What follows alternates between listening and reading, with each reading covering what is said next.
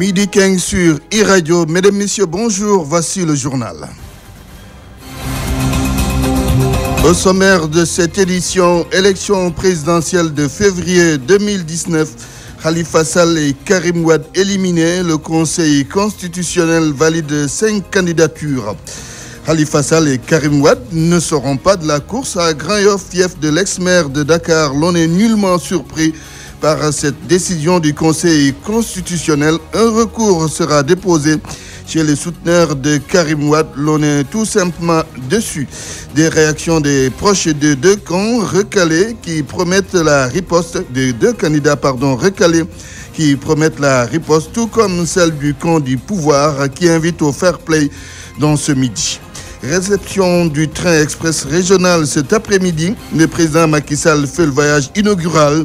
Le projet qui a coûté 568 milliards de francs CFA d'après le gouvernement a été contesté depuis le début par certains qui soutiennent que le terre n'est pas opportun.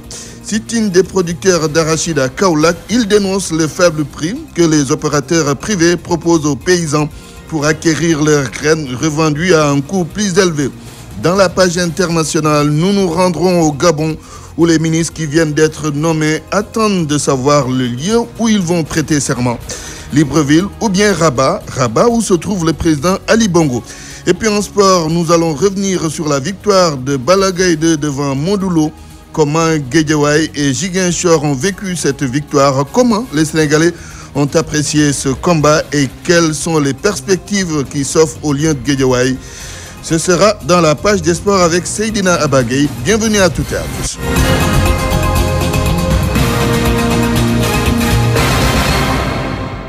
Au micro, Antoine Dioufala, technique Insensec. Mesdames, Messieurs, bonjour. C'est ce matin que le Conseil constitutionnel a rendu public la liste provisoire des candidats à l'élection présidentielle de février 2019. 5 candidatures ont été retenues. Il s'agit de celles de Macky Sall, d'Idrissa Seck, du professeur Issa Sall, de Madi Kenya et d'Ousmane Sonko. En ce qui concerne Khalifa Sall et Karim Wade, le Conseil constitutionnel n'a pas validé leur candidature. Leurs casiers judiciaires ne sont pas vierges.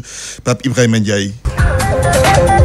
5 candidatures validées, 2 recalées. La liste provisoire des candidats à l'élection présidentielle du 24 février prochain, tant attendue, est donc tombée. Pour le moment, le Conseil constitutionnel a validé les candidatures de Macky Sall, Idrissa Seck, Ousmane Sonko, El Hadji Issa Sall et Madi Kenya. Les candidatures de Khalifa Ababakar Sall et de Karim Meïssa Wade ont été rejetées à cause des dispositions de l'article L27 et L31 du Code électoral. En effet, le Conseil considère que leurs casiers judiciaires ne sont pas vierges. L'une des conséquences d'une telle situation soulevée par le Conseil constitutionnel est que ces 2 candidats à la candidature n'ont pas la qualité d'électeur au regard de l'article L27 du Code électoral. Pour le cas de Karim Wade, le Conseil précise qu'il a été condamné le 23 mars 2015 à 6 ans d'emprisonnement pour enrichissement illicite par la CREI. Pour cette raison, le Conseil estime que Wade fils ne peut pas être candidat à cette élection. Concernant le rejet de la candidature de Khalifa Ababakar Sall, les 7 sages se sont notamment basés sur sa condamnation le 3 janvier dernier par la Cour suprême et le rejet de son pourvoi en cassation. Cette haute juridiction considère que ce rejet rend exécutoire l'arrêt de la Cour d'appel le condamnant pour escroquerie sur les deniers publics. Mais les candidats Khalifa Sall et Karim Meïssa Wade ont 48 heures pour exercer le droit de recours. La liste définitive des candidats à la présidentielle du 24 février prochain sera publiée le 20 janvier. Khalifa Sall et Karim Wade absents de la liste provisoire des candidats autorisés à prendre part à la prochaine présidentielle. Du côté des partisans de l'ex-maire de Dakar, on annonce un recours tout en fustigeant une décision incompréhensible de la part du Conseil constitutionnel. Même réaction dans le camp du candidat déclaré du PDS où les soutiens promettent la riposte. Et pendant ce temps, le pouvoir qui appelle au fair play met en garde contre tout dérapage. Le point dans ce midi avec Ousmane Gueye. Le dossier de Karim Wade pas conforme, le Conseil constitutionnel a tout faux selon le Parti démocratique sénégalais. Hassan Ba, membre du comité directeur, annonce une réunion dans les meilleurs délais pour se pencher sur la décision des 7 sages. Nous ne voyons pas les raisons fondamentales qui peuvent fonder Macky Sall et son Conseil constitutionnel à nous dédire le fait de participer à ces élections sans un argument de haute portée juridique ou judiciaire. Il n'en existe pas. Les allégations contenues dans le document, c'est des allégations extrêmement fausses. Elles ne tiennent pas la route. Karim est inscrit régulièrement dans la liste électorale et puis la loi ne peut pas être une loi rétroactive par rapport à cet élément-là. Donc c'est clair. Nous imposer maintenant cette-là, c'est nous pousser un peu à prendre une position pour laquelle demain nous allons vers des moments très obscurs. Mais nous prendrons nos responsabilités. Nous n'accepterons pas ce dictat, c'est pas possible. Dans le camp de Khalifa Ababakar Sall, l'on annonce un recours et une réponse politique. Moussa Taï, conseiller politique de l'ex-maire de Dakar, candidat déclaré de la coalition Tahaou Sénégal. Donc pendant cette décision, d'abord ce qu'il faut faire, c'est de rendre compte aux candidats et d'avoir la documentation juridique sur laquelle c'est basé le Conseil constitutionnel pour prendre la décision. En fonction de ça, maintenant, il s'agira de s'organiser au plan judiciaire, au plan politique. Au plan judiciaire, il faut convenir que les avocats vont certainement déposer un recours en rapport avec les clients. Maintenant, au plan politique aussi, il faut que les gens s'organisent pour faire face à Macky Sall, à son régime. Mais s'organiser ne doit pas signifier troubler l'ordre public. Abdoumbaou, porte-parole adjoint de l'APR, assure que force restera à la loi. Je voudrais juste rappeler que on ne peut pas parler de dérapage qu'il peut y avoir ou pas. Moi, je pense que quand même, il faudrait que les gens se rappellent qu'en 2012, en 2011, toute l'opposition d'alors s'était battue pour que le président Abdoulaye Wade ne participe pas aux élections. Mais quand le Conseil constitutionnel a validé la candidature de Wade en démocrate aguerri, le président Macky Sall et ses alliés sont allés l'affronter aux élections et le battre. Je pense qu'il faudrait que les Sénégalais et les Sénégalais qui sont de l'autre côté de l'opposition, qui ont vu le candidat recalé, comme on l'a dit, qu'ils comprennent que la démocratie, c'est comme ça. Macky Sall, Issa Sall, Idrissa Seck, Ousmane Sonko et Madické Niang, 5 donc passent. Khalifa Ababakar Sall et Karim Meïssa Wade recalés ont 48 heures pour se régulariser. Ousmane Gueye, ce matin, e-Radio a donné en exclusivité la liste provisoire des candidats à l'élection présidentielle. À Grand-Yoff, fief de Khalifa Ababakar Sall, l'on est tout sauf surpris par cette décision du Conseil constitutionnel qui a invalidé la candidature de l'ex-maire de Dakar. Ici, l'on parle d'une volonté d'éliminer un adversaire politique. Reportage Awa Diop. Grand-Yoff, au quartier de l'ex-maire de Dakar, les gens vaquent à leurs occupations. Ici, la nouvelle de l'invalidation de la candidature de Khalifa Sall n'a surpris personne. À son domicile, une des sœurs de l'ex-maire prend son petit déjeuner. Pour Kumba, la décision du Conseil constitutionnel, c'est sans surprise, mais elle reste confiante quant à l'avenir politique de son frère. On s'y attendait. C'est le président Macky Sall qui est derrière tout ça. C'est parce qu'il a peur d'affronter Khalifa Sall lors de la présidentielle. Ce qui nous fait le plus mal, c'est que le président Macky Sall n'a pas été reconnaissant envers Khalifa. Tout le monde le sait, Khalifa l'a porté au pouvoir. Pour son grand frère Ismaël, même réaction que sa sœur. À peine réveillé, il n'était pas au courant de la nouvelle, même s'il avoue qu'il s'y attendait. Toutefois, il charge les membres du Conseil constitutionnel. Nous savions que sa candidature allait être invalidée parce que les membres du Conseil constitutionnel sont sous les ordres du président. Khalifa n'a rien fait de ce qu'on l'accuse. C'est juste un moyen de l'éliminer politiquement. Le Conseil ne fait que ce qu'on lui demande. Dans le quartier également, la réaction est unanime. Presque tous s'attendaient à une telle décision du Conseil constitutionnel. Toutefois, ils réaffirment leur soutien à Khalifa Sall. Bientôt 2 ans. Cela va faire bientôt 2 ans qu'il est en prison pour une seule raison, qu'il ne puisse pas être candidat. Alors cette décision ne nous surprend pas. Nous sommes avec Khalifa et ça ne nous décourage nullement. Sa candidature recalée par le Conseil constitutionnel, les proches de Khalifa Sall ne sont pas du tout surpris et dénoncent une volonté manifeste de l'éliminer à la course pour la magistrature suprême. Et comme vous pouvez l'imaginer, c'est la déception chez les militants du Parti démocratique sénégalais que notre reporter a trouvé à leur permanence sur la VDN, au point au domicile de Karim Wade. Aucun commentaire sur la situation, El Hadj Malik Sissé. 10 heures à la permanence nationale, Omar Lamine Badji du PDS. C'est la déception totale quelques heures après la publication de la liste provisoire des candidats à la présidentielle. Pas d'affluence. Au rez-de-chaussée, 4 militants commentent la décision des 7 sages. Ils ne souhaitent pas se prononcer. Alors, on se dirige au 2e étage. Le secrétaire permanent Pape Gueye nous accueille. Il est très amer. Nous ne sommes pas surpris de cela. Il n'y a aucun Sénégalais qui est surpris par rapport à cela. Mais sachez que nous, Karim reste notre candidat et nous allons porter sa candidature jusqu'à la preuve du contraire. Le PDS ne compte pas lâcher du lest. Son secrétaire permanent se veut clair. Karim Wade sera bel et bien candidat. Déterminé. Ça, il n'y a pas midi à 14h. Karim reste notre candidat. Tous les présidents qui sont passés au Sénégal n'ont jamais empêché un citoyen sénégalais d'être candidat à l'élection présidentielle. Ni Abdou Diouf. Malgré tout ce qu'il a opposé à Abdoulaye Wade, Abdou Diouf n'a jamais interdit à Abdoulaye Wade d'être candidat. Abdoulaye Wade, avec tout ce qu'il a opposé à Idriss Seck, ne l'a jamais empêché d'être candidat. Après le siège du Parti démocratique sénégalais sur la VDN, cap au domicile de Karim Wade, au quartier Point E. Ici, un calme plat y règne. Viviane Wade est bel et bien à l'intérieur, mais le gardien des lieux est catégorique. Aucune instruction n'a été donnée.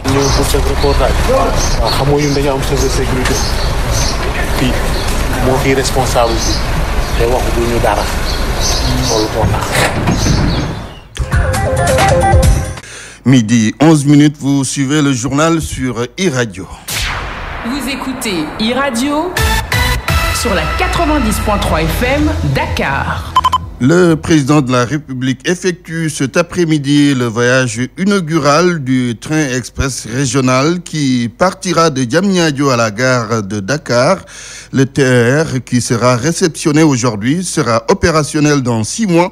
D'un coût global de 568 milliards de francs CFA, ce moyen de transport va faciliter la mobilité des citoyens entre l'aéroport international Blaise Diagne de Diass et Dakar, la capitale. Le TER en chiffres et en lettres avec Oumou Kalsoumba. D'un coût estimé à 568 milliards de francs CFA, le TER réceptionné ce lundi sera opérationnel dans 6 mois, d'après le ministère en charge du développement du réseau ferroviaire. La Banque islamique de développement a contribué financièrement à hauteur de 197 milliards de francs CFA, la coopération française 133 milliards, la Banque africaine de développement 120 milliards. Enfin, l'État du Sénégal a assuré la contrepartie financière pour un montant de 124 milliards de francs CFA. À l'annonce du projet, des voix s'étaient levées, décriant son coût jugé exorbitant. Mais la Banque africaine de développement, partenaire stratégique de l'État du Sénégal, dans son document intitulé Études environnementales et sociales stratégiques du TER, décrit et justifie le projet. D'après l'institution financière multilatérale, ce système de transport va permettre de répondre de manière satisfaisante aux besoins des déplacements estimés à 124 000 passagers en heure de pointe dans la capitale. D'autres experts avance que le train express régional vient pile à son heure. Elle a créé plus de 6 000 emplois directs et indirects. Mais comme le dit l'adage, pour faire des omelettes, il faut casser des œufs. De nombreuses personnes sont impactées par le train express régional. On parle de 800 personnes. Après des négociations, le président Macky Sall a modifié le schéma du mécanisme de libération des impactés du TER pour y inclure une indemnisation financière accompagnée d'une attribution foncière. Le TER va desservir la banlieue avec 14 gares et 15 trains en circulation. Pour la première phase, les axes routiers concernés sont Dakar, Rufisque, Diamniadio, AIBD. Pour les tarifs, le président Macky Sall prolonge le suspense. Les prix vont être annoncés par le chef de l'État lors de la cérémonie de réception de l'infrastructure ferroviaire. Et sachez que 7 Sénégalais ont été formés en France par Alstom pour l'installation des trains dans le cadre du projet du TER. C'est ce qu'a fait savoir le directeur général de Alstom Afrique du Nord, Afrique centrale, qui précise que sa société ne s'occupe pas de la maintenance du TER. Écoutons Raphaël Bernard Dely, joint à Rabat par Oumou Kalsoumba. Dès le début du projet, nous avions décidé de former du personnel sénégalais aux techniques spécifiques que requiert ce train, en particulier sur tout ce qui est service après-vente et garantie. Donc nous avons recruté 7 techniciens sénégalais que nous avons envoyés en France en formation dans notre usine de Reichshofen. qui produit les trains. Et donc cette équipe a été formée localement pour acquérir toutes les compétences pour assurer les prestations ensuite localement une fois que les trains sont arrivés au Sénégal. Donc ils ont été, comme vous le savez, la première rame est arrivée le 18 novembre et donc l'équipe était déjà là effectivement pour recevoir les rames, les réassembler les rames, refaire les tests et puis maintenant assurer le bon fonctionnement des rames en support de l'opérateur qui sera choisi. Nous, en Alstom, nous ne sommes pas responsables de la maintenance des trains. Nous sommes aujourd'hui en charge de livrer le matériel roulant et d'assurer la garantie, le service après-vente des trains que nous avons vendus. Et donc sur place, nous avons une équipe effectivement pour assurer ces prestations. Par contre, nous ne sommes pas en charge de la maintenance. Donc l'opérateur qui sera probablement en charge de la maintenance fera ces opérations de maintenance par lui-même. Le TER ne peut être que bénéfique pour les générations futures. Ce sont des propos d'Alain Dieng de l'INACOA à Yessal, car selon lui, le train express régional va créer beaucoup d'opportunités pour les jeunes et il constitue aussi une source de développement pour le Sénégal. Alain Dieng était à Hambourg. Nous l'écoutons au micro d'Aloukan. Certains ont raison de le dire, c'est à leur niveau d'information seulement. Parce que même si on compte 10 priorités, il y a une priorité qui est plus prioritaire que les 9 autres. Mais on saura l'importance du TR dans les prochaines années. Puisque quand on parle de projet, un projet doit être toujours futuriste.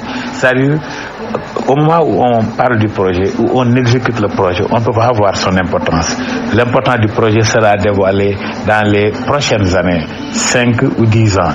Mais pour le moment, le jour où Diamniadio, ou vers l'aéroport, ou vers Mour, ces espaces seront occupés par des populations, on saura l'importance du TR, puisque ce sera un moyen de locomotion moderne, rapide et probablement peu coûteux.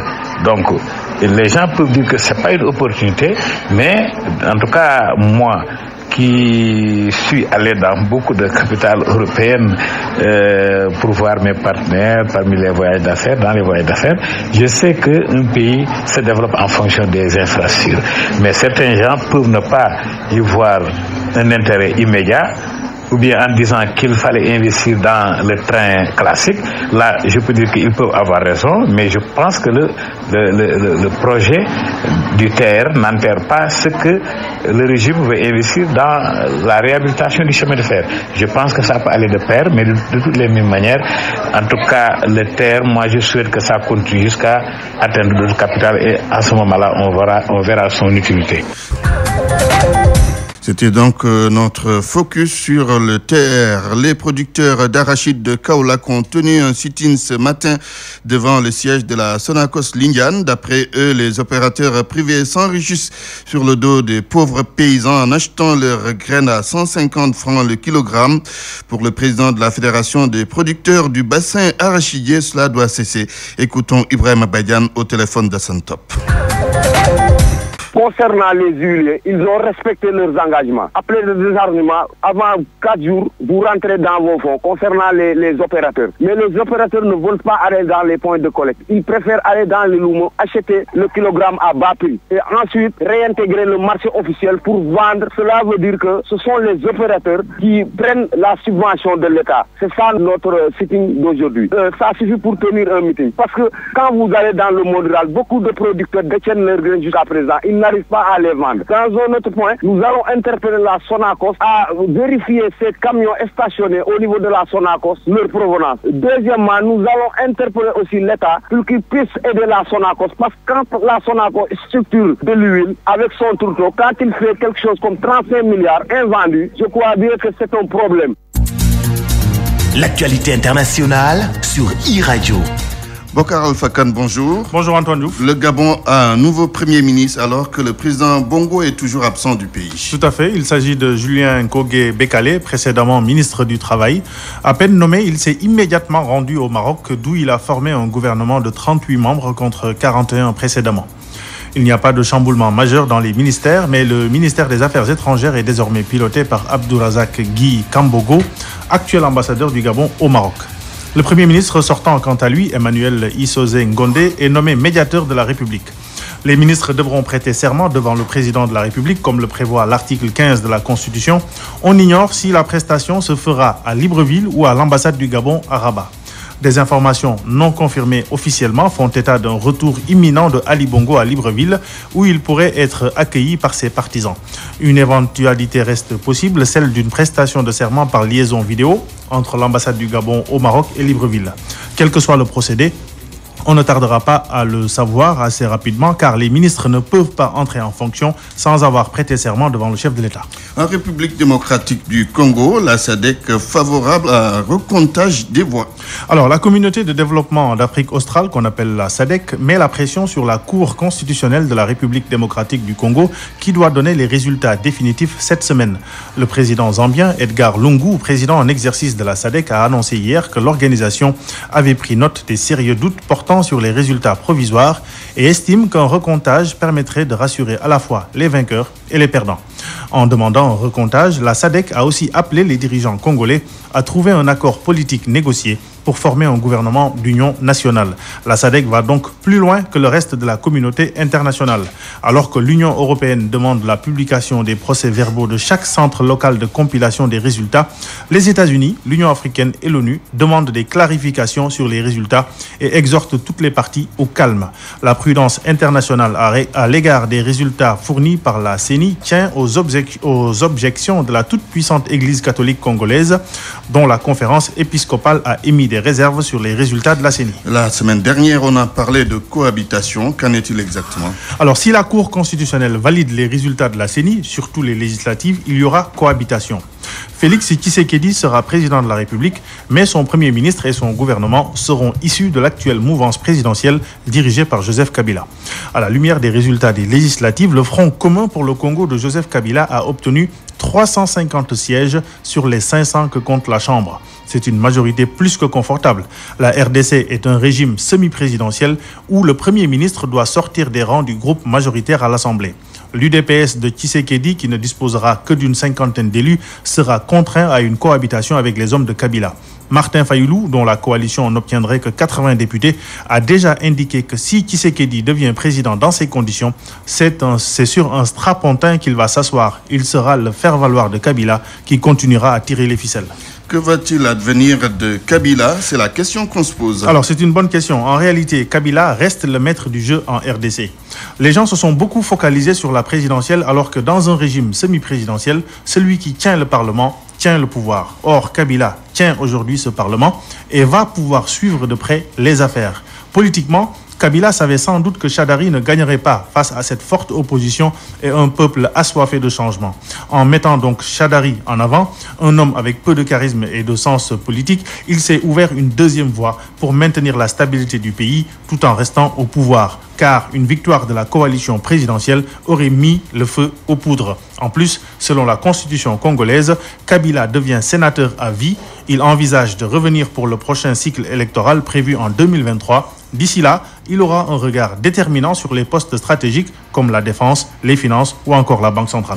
En France, après plusieurs semaines de grogne sociale, le président Macron écrit aux Français pour lancer un débat national. Oui, c'est une lettre de 5 pages qu'Emmanuel Macron adresse à ses compatriotes avec 35 questions qui feront l'objet de discussions lors d'un débat national qui prendra fin en mars. À la lecture de la lettre, les émigrés sénégalais en France ne se sentent pas impliqués dans le processus.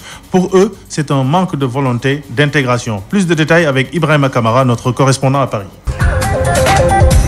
Le pouvoir d'achat et l'égalité sociale sont au cœur du débat national. Cependant, certains émigrés ne s'y retrouvent pas.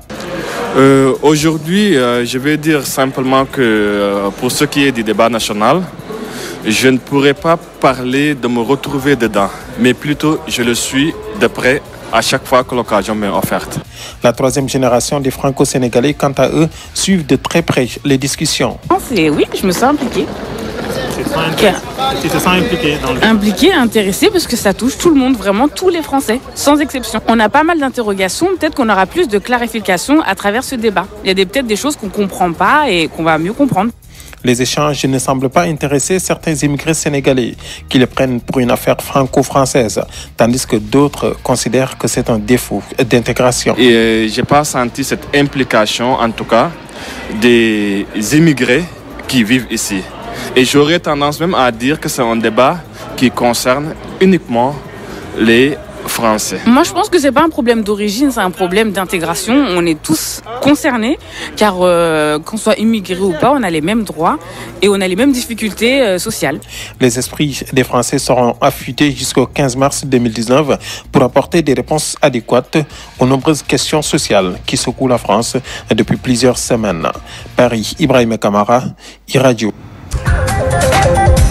Merci Ibrahima Kamara. Ainsi s'achève cette page internationale, Antoine. Et je vous remercie, Bokar Alfakan. Le journal des sports de iRadio.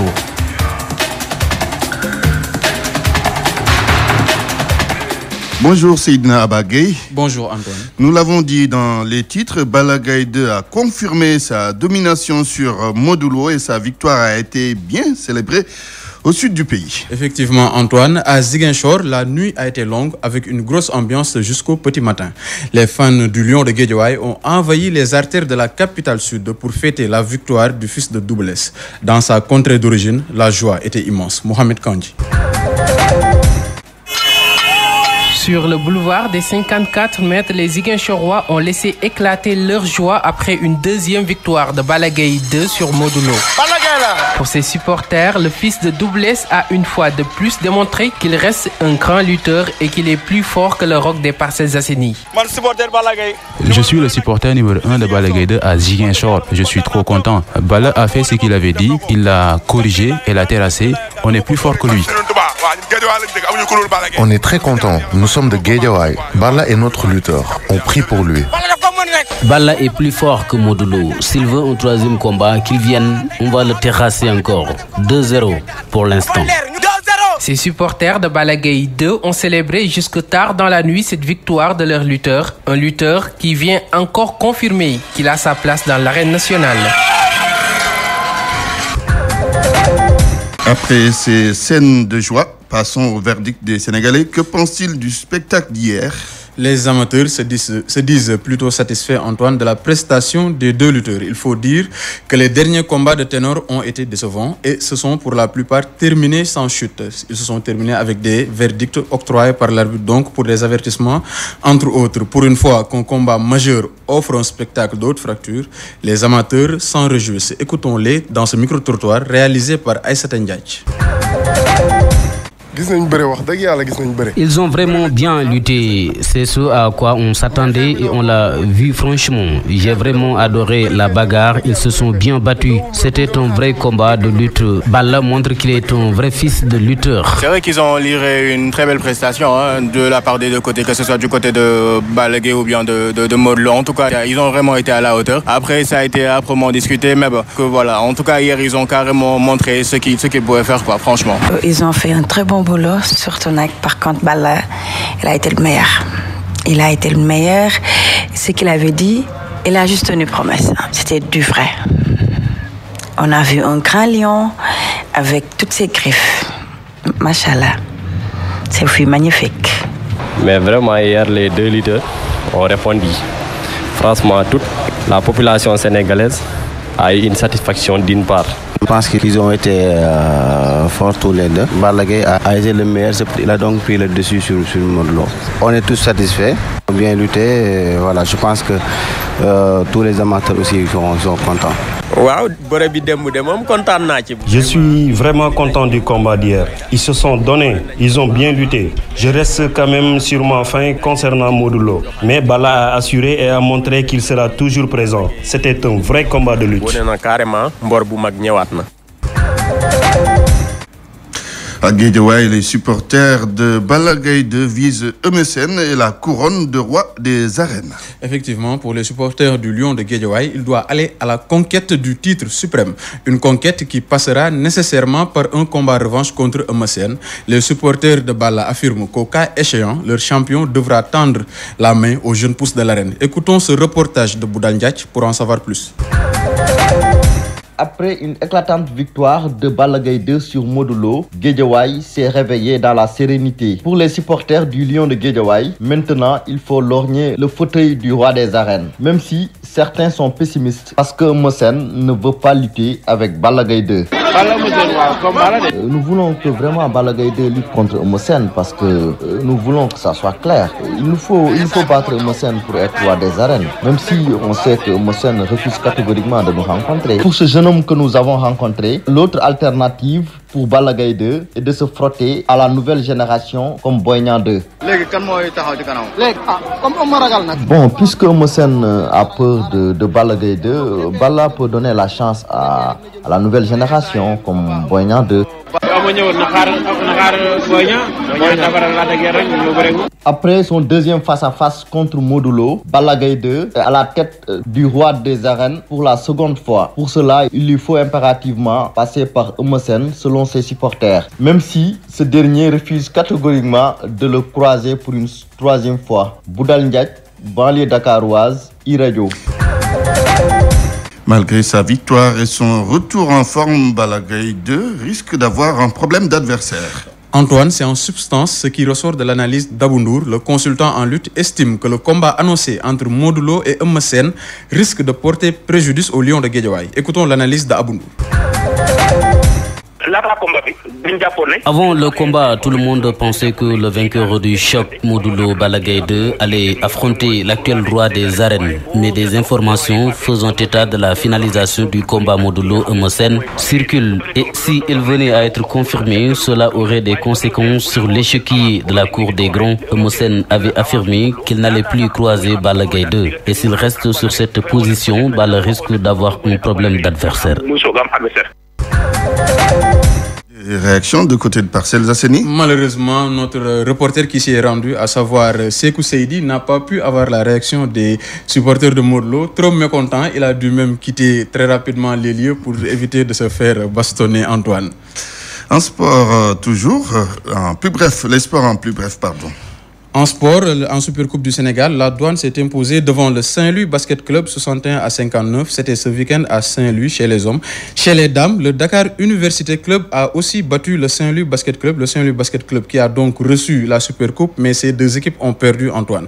La Supercoupe du Sénégal de basket marque l'ouverture dans cette discipline de la saison. En football, le Jaraaf de Dakar accueille cet après-midi la Renaissance sportive de Berkane. Ce sera au stade Léopold Sédar Senghor. C'est pour le compte des barrages de la Coupe CAF. Le Jaraaf devra bien négocier ce match pour garder ses chances de qualification intactes avant la manche retour prévue dans une semaine à Casablanca. Enfin, en Espagne, Lionel Messi est devenu le premier joueur à atteindre la barre des 400 buts en championnat d'Espagne. Une nouvelle barre symbolique donc pour celui qui est depuis 2014 le meilleur buteur de l'histoire de la Liga. Avec ce nouveau record, Messi se positionne un peu plus comme l'un des meilleurs joueurs de l'histoire du football, Antoine. Ici s'achève la page des sports. Merci Seydina Abagay. L'autre info sur la transformation de la pomme d'acajou en divers produits à Ziguinchor. Les femmes qui sont dans ce domaine d'activité peinent à commercialiser leurs produits dans les hôtels et autres restaurants. C'est pourquoi elles sollicitent l'aide de l'État. Aminata Ndiaye Sarr. Regroupées au sein d'une plateforme, ces femmes, productrices actives dans la transformation de produits locaux. Je m'appelle Siranding Madame Djemé. Je suis la présidente du GIE Djito de Maléguène. On est dans la transformation des fruits, des légumes et céréales, plus le savon et le charbon bio aussi. Dans cette transformation de produits locaux, ces femmes innovent et font des merveilles avec les fruits à leur disposition. Par exemple, la pomme de cajou est utilisée comme viande. Dans cette pomme-là, on l'a transformée en viande. Il y a des GIE qui font même du couscous avec la pomme. Mais au lieu de faire l'alcool, maintenant, il y a des GIE qui font la boisson avec la pomme. Donc, nous, c'est la pomme qu'on a amenée ici comme brochette et viande hachée. À base de la pomme, on a préparé les brochettes et ragoût. Le ragoût, on l'a préparé avec le viande hachée à base de la pomme. Toutefois, elles interpellent les autorités pour que leurs produits soient consommés par les populations. Les hôtels et les restaurants sont aussi invités à jouer leur partition. Si on n'arrive pas à avoir des marchés extérieurs pour qu'on puisse amener nos produits, c'est difficile pour les vendre ici. Ou bien si on ne les intègre pas dans les hôtels et les restaurants, ça va être difficile pour que la population sache ce que nous faisons. Et pourtant, les autorités qui sont là pouvaient bien nous aider à mettre ces produits-là dans les hôtels ou les restaurants pour qu'on sache quelle stratégie qu'on peut prendre pour vraiment que cette filière puisse gagner de l'argent, parce qu'on travaille pour gagner, on travaille pour lutter contre la pauvreté. Ces femmes, transformatrices de produits locaux, jouent un rôle très important dans le développement de la région. La mise en place de cette plateforme va certainement permettre d'écouler rapidement les produits déjà transformés. C'était donc l'autre info sur la transformation de la pomme de cajou en divers produits à Ziguinchor. GD16 vous offre la revue de presse. La presse du jour, c'est avec Ousmane Gueye. L'opération revanche vire à l'échec. Modulo n'a pas finalement pu terrasser son adversaire. Au contraire, il a été roué de coups et même humilié à lire les Échos. Plus que humilié, il a été ridiculisé aux yeux de Libération, selon qui Balla Gaye 2 a planté Modulo. Source A aborde la défaite autrement en partant des fiefs des deux lutteurs. Guédiawaye vassalise les parcelles. Aucune parcelle laissée à son adversaire. Le fils de Double Less a mis seulement 7 minutes, mais plus long par rapport à la dernière fois, pour corriger l'enfant des parcelles Zasseni. C'est du Dordorat, donc 1-2-0 comme le relève Sunulamb. Le doute n'est plus permis. Balla Gaye 2 n'est pas l'alter ego de Modulo, tranche source A. Le tombeur de Yekini n'a pas accordé un temps de réflexion à son adversaire.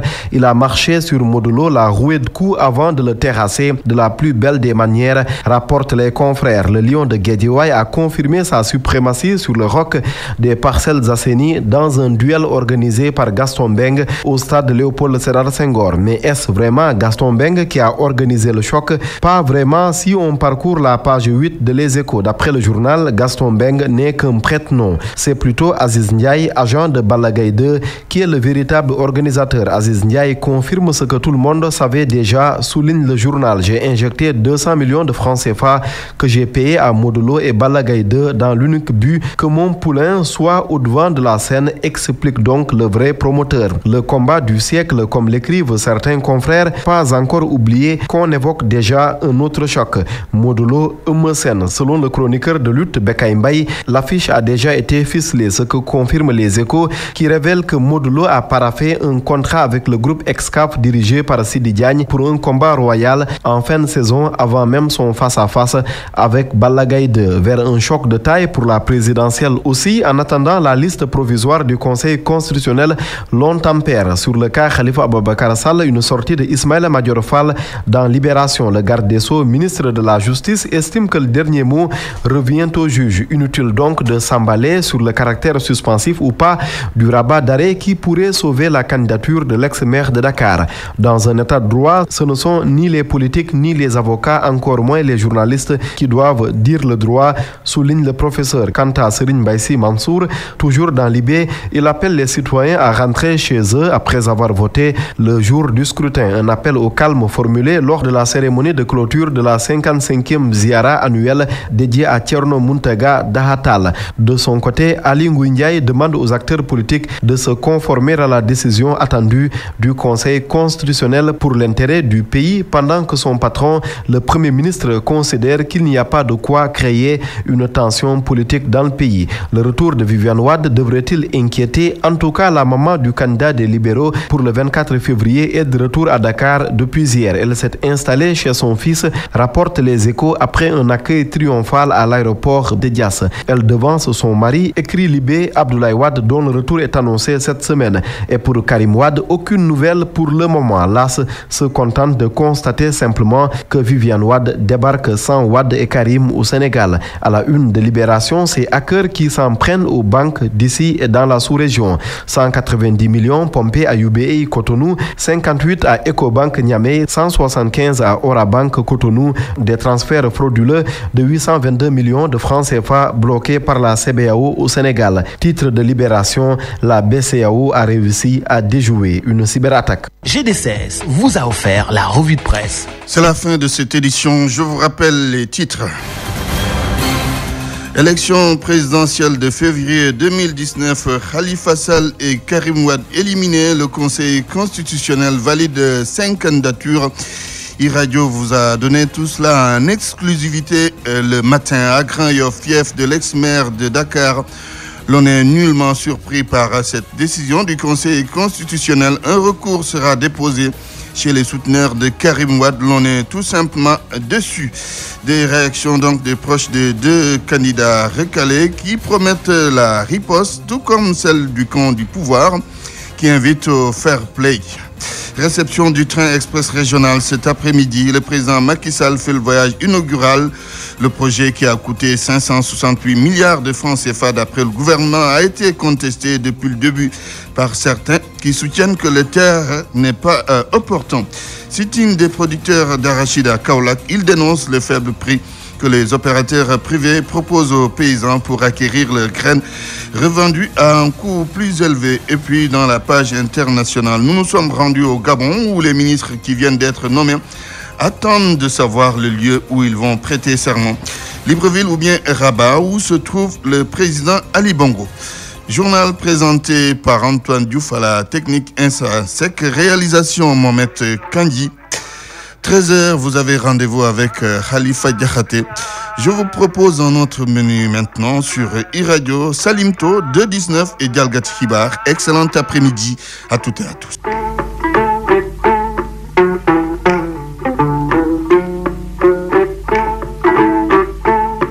Salimto min al-ahdai turan ma